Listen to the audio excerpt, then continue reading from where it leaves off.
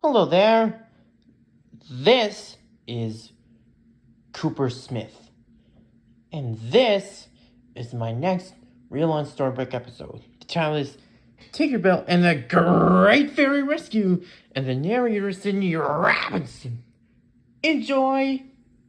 The fairies of Pixie Hollow have been told to stay far away from humans. But when Tinkerbell is captured by a little girl, her friends have to work together to rescue her. To find out what happens, read along with me in your book. You will know it is time to turn the page when you hear this sound.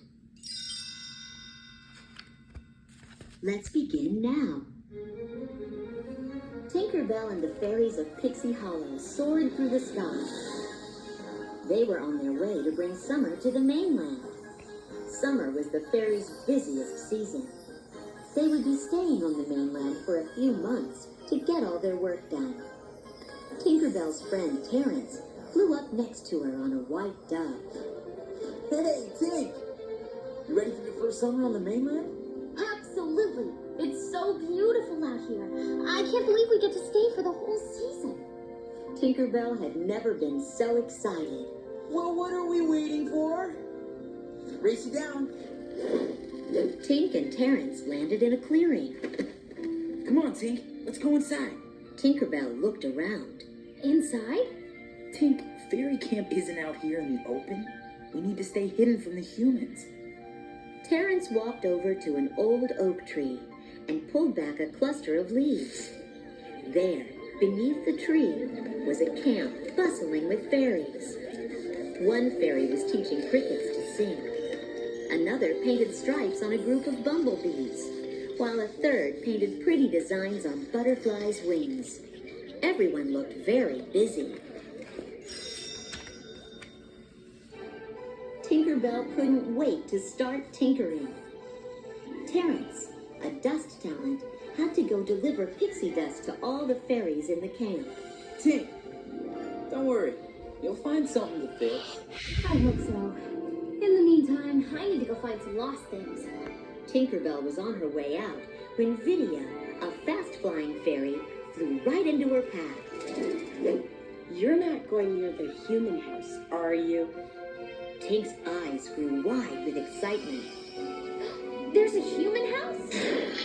Suddenly, a loud crack echoed through the camp. All the fairies were startled. Fawn splattered paint on a butterfly's wing before it flew off. Other fairies hid under leaves or between flowers. But Tinkerbell wanted to know where the noise had come from. She flew high above the tree and saw a car on the road. Fascinated, she chased after it. Tinkerbell. Vidia took off after her. Tinkerbell followed the car until it stopped at a house in the country. A little girl named Lizzy got out with her father, Dr. Griffiths, and their cat, Mr. Twitches. Thank goodness we're here, Father. It's just like I remember it. Well, of course, my darling.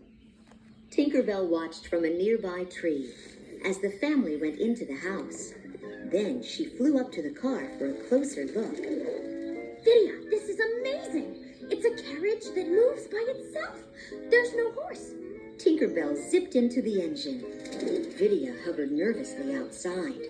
I don't care, Tinkerbell. You shouldn't be this close to the human house. But Tink wasn't listening. She had found an interesting lever, and she just had to pull it. Let me know if this does anything. Suddenly, Vidia was sprayed with a stream of water. She was still in shock when Tinkerbell flew out of the engine. Vidia, you're all wet. Vidia glared at Tink. You don't say. Just then, Lizzy and her father returned to unload the car. Tink and Vidia froze. While they watched the humans, a butterfly fluttered around. It was the one Fawn had splattered with paint when the car had driven past the fairy camp. Dr. Griffith stopped unloading the luggage to take a look. The wings have two entirely different patterns. That's nearly impossible. Well, I guess that's just the way the fairies decided to paint it. Lizzie, fairies do not paint butterfly wings because, as you know, fairies are not real. Dr. Griffiths grabbed his journal and began sketching the butterfly. Lizzie didn't believe her father. She knew fairies were real. She had even made a fairy house to catch one in. She was going to take it to the meadow, and she wanted her father to go with her. But Dr. Griffiths was too busy. Not now, Lizzie. I have to update my field journal. My interview at the museum is tomorrow night. Dr. Griffiths followed the butterfly. Lizzie skipped off in the other direction. When the coast was clear, Tinkerbell and Vidia came out from under the car. Vidia couldn't fly because her wings were still wet. Tink offered to walk back to fairy camp with her. As they crossed the meadow, Tink spotted a trail of buttons. Wow, these will be perfect for the new wagon prototype I've been working on. She began to stack them in her arms. She wanted Vidia to help too. Tinkerbell, I am not carrying this human junk back to camp. Suddenly, Vidia stopped in her tracks. The buttons led right to Lizzie's fairy house. Tinkerbell wanted to explore, but Vidia wanted to leave right away. Let's go!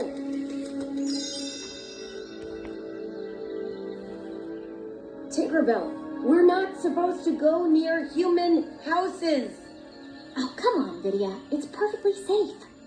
Tink hopped over the buttons leading to the door. Then she went inside.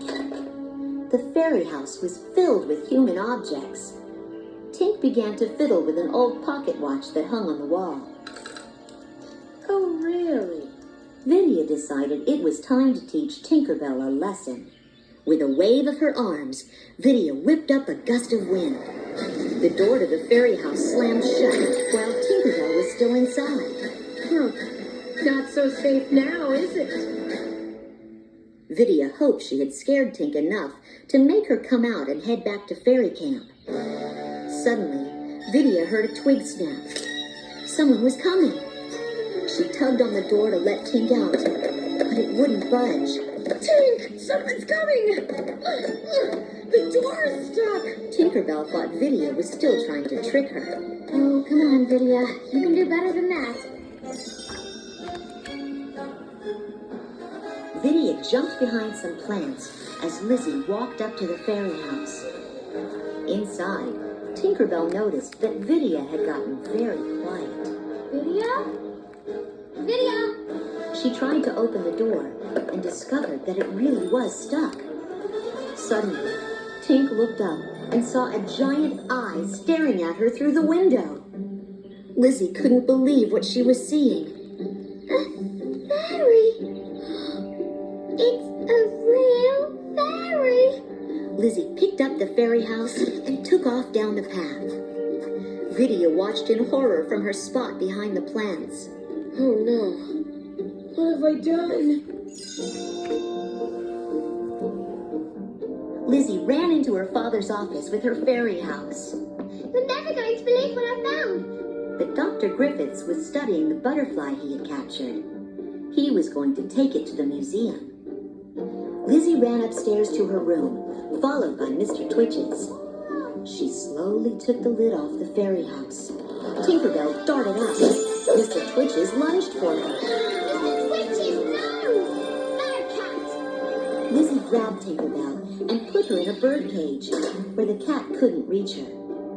Then she picked up the cat and headed for the door. Don't worry, little fairy. Mr. Twitches won't bother you as long as you're in there. Vidia knew she had to rescue Tink, but she needed help. She rushed back to fairy camp. Tinkerbell's been captured by humans!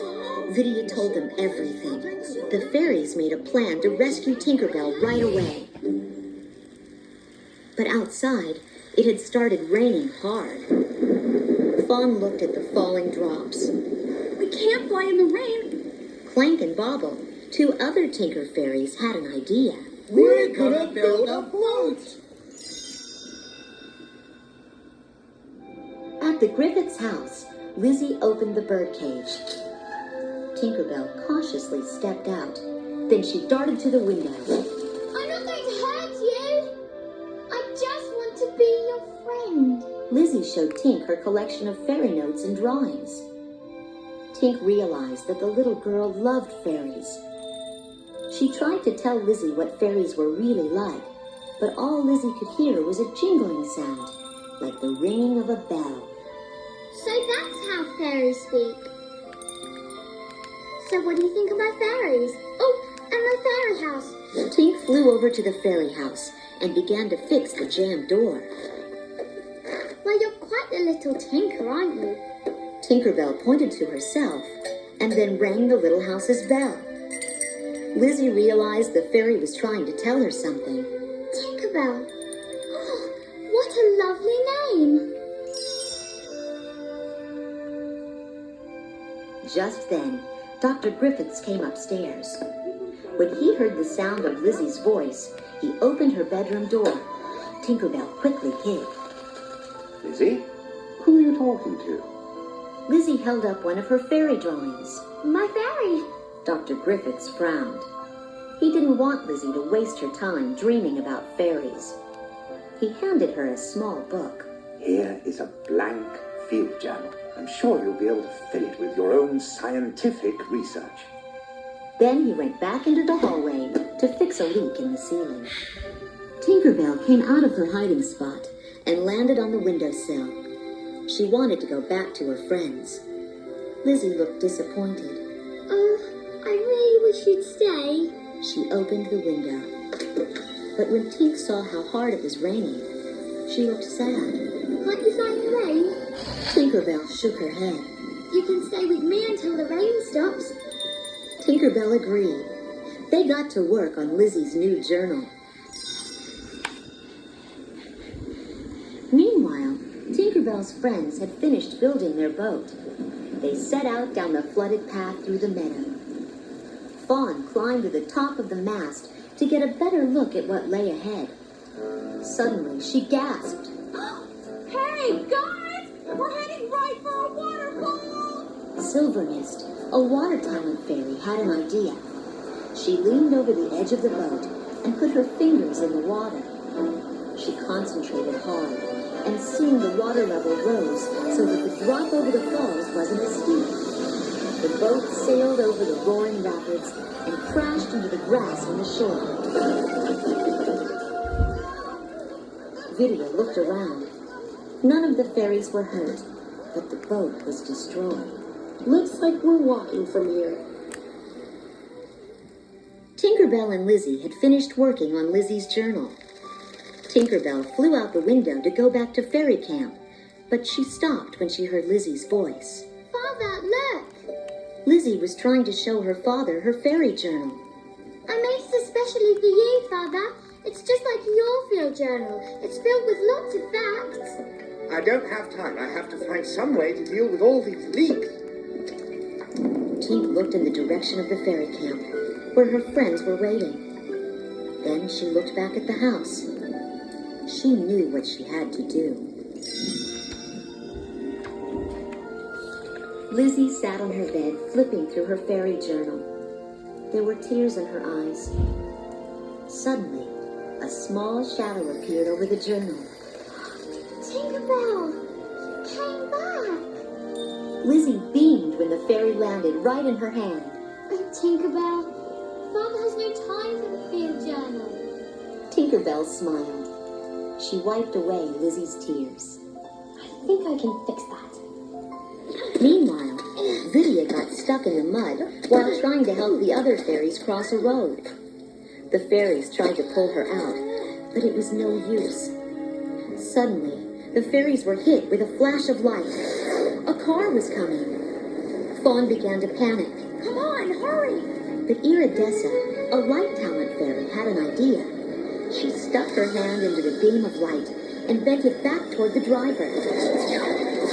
He thought another vehicle was heading straight for him, and he slammed on his brakes. The car skidded to a stop just inches from where Vidia was stuck. The car door opened, and a big boot stepped out. The driver was confused. somebody out there? Fawn noticed that the driver's shoelace was untied. Griffith, hurry! Vidia looked at her in disbelief. Are you kidding me? But Fawn knew her plan would work. Trust me and hold on tight. All the fairies grabbed the driver's shoelace. As he turned to get back in his car, they were pulled out of the mud.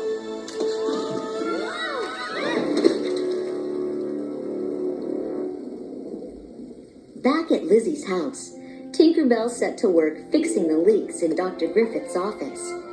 She hoped that would give Dr. Griffiths more time to spend with Lizzie. Tinkerbell flew into the dark, musty attic, where she found 2 leaks in the roof. She searched through old crates and boxes until she found the parts she needed. Then she got to work. Soon, she had set up a system that sent the water coming into the house back out again. She had stopped the leaks. On her way back to Lizzie's room, Tinkerbell flew past Dr. Griffith's office. There, she spotted the butterfly Lizzie and her father had seen in the garden. It was trapped in a jar on Dr. Griffith's desk. Tinkerbell wanted to help it. A little while later, Dr. Griffiths noticed that the leaks had stopped. Then he saw that the jar on his desk was empty. He showed Lizzie the empty jar. The butterfly is gone. Did you release it? Lizzie was as surprised as her father. No? Well, I didn't do it. And since there is no one else in the house, there is only one logical explanation. It must have been you. I didn't do it, Father. Dr. Griffiths didn't believe his daughter. I'm very disappointed in you. He sent Lizzie to her room. Outside, Tinkerbell's friends were almost to the house. Suddenly, Vidia stopped everyone. Tinkerbell getting trapped is all my fault. I slammed that door on Tinkerbell to teach her a lesson. And now I've put her and all of us in danger. I am so sorry. Rosetta looked at Vidia. Oh, honey, this is not your fault. We all know that Tink can get into plenty of trouble all by herself. Vidia was shocked. I don't know what to say.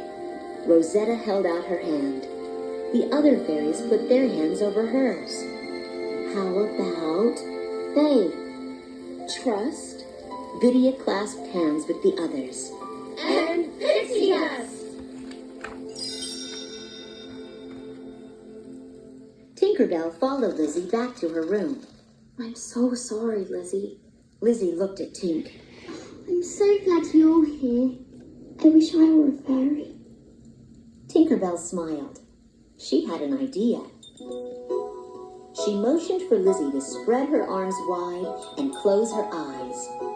Then, Tink flew above Lizzie's head and sprinkled her with pixie dust. Suddenly, Lizzie's pigtails began to float. Next, her whole body lifted up off the floor. Lizzie grabbed onto the bedpost. She didn't know what was happening. Tinkerbell smiled. She showed Lizzie how to move her arms and legs. After a short lesson, Lizzie was flying. Look at me!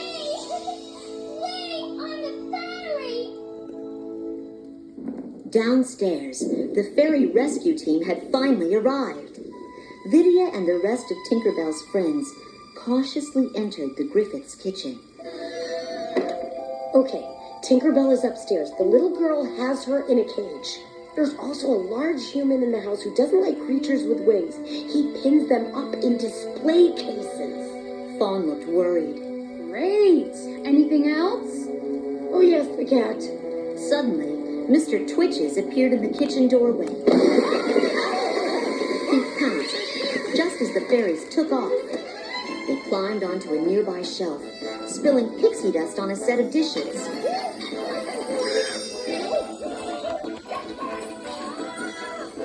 The cups, plates, and saucers all began to hover in the air.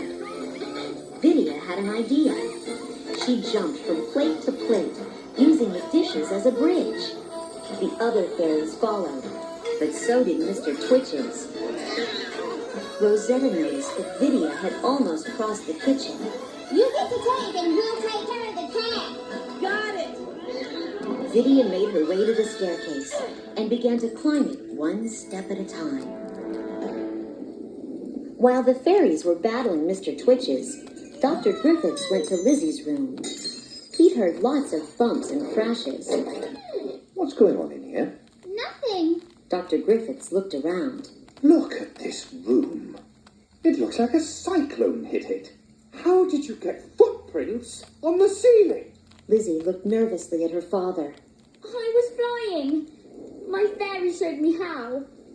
Oh, for goodness sake. You've got to stop this nonsense. Tinkerbell was furious. She flew out of her hiding spot, right into Dr. Griffith's face.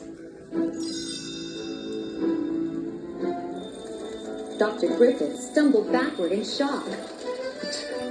It's extraordinary. This is going to be the discovery of the century. Vidia entered the room just as Dr. Griffiths grabbed a jar and lowered it toward Tinkerbell. Tink, watch out! Vidia zoomed over and knocked Tink out of the way.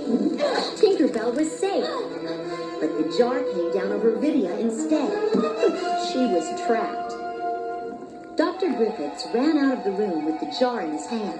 I must get this to the museum right away. Arthur, no! Lizzie tried to stop him, but he wouldn't listen. He hopped in his car and drove off. Suddenly, Tink and Lizzie heard Mr. Twitches meowing.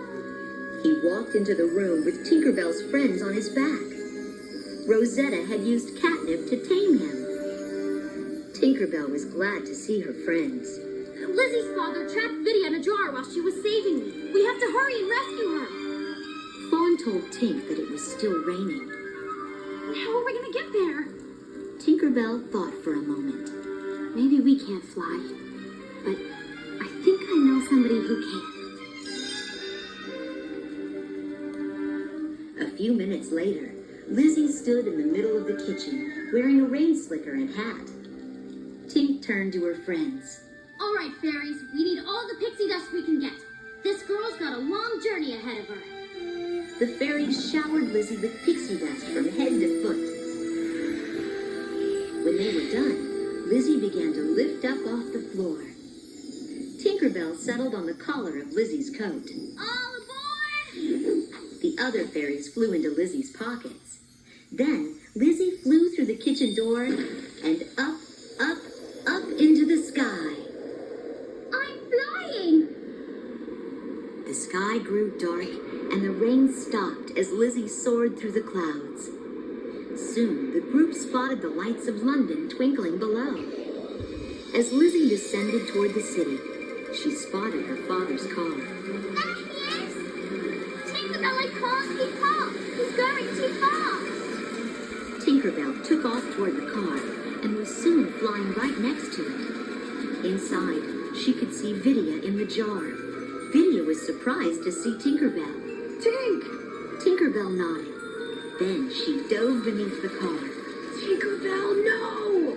Flying upside down, Tink studied the engine. It was full of dangerous whirring parts. She tried her best to stay away from them as she tugged on pipes and wires. The engine began to spark and sputter, and soon the car came to a stop.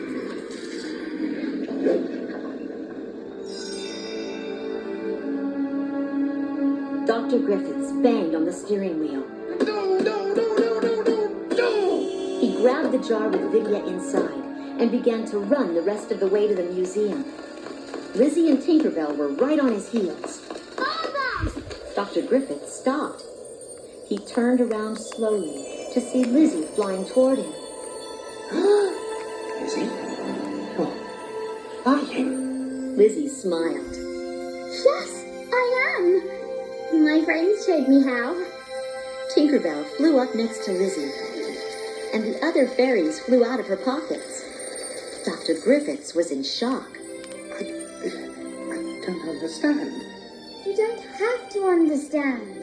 You just have to believe. I do believe. I do believe. Dr. Griffiths opened his arms, and Lizzie rushed into them. Oh, Lizzie, I'm so sorry. I'll never doubt you again. Dr. Griffiths let go of Lizzie. He handed her the jar. Lizzie smiled as she unscrewed the lid and watched Vidia fly out. Vidia! Tinkerbell wrapped her in a hug. The other fairies surrounded them, glowing bright with joy. Then the fairies flew over to Lizzie and Dr. Griffiths and sprinkled them both with pixie dust. They rose slowly into the air. Lizzie watched her father begin to fly. You're doing it, Father! Why, I think I'm getting the hang of it. Yes, why, I'm flying. Together, they rose over the city streets and flew home. The next day, the fairies joined Lizzie and Dr. Griffiths for a tea party in the meadow. Tinkerbell and Vidia sipped tea together. The other fairies flew in with a crown of flowers for Lizzie. Isn't this pleasant, Father?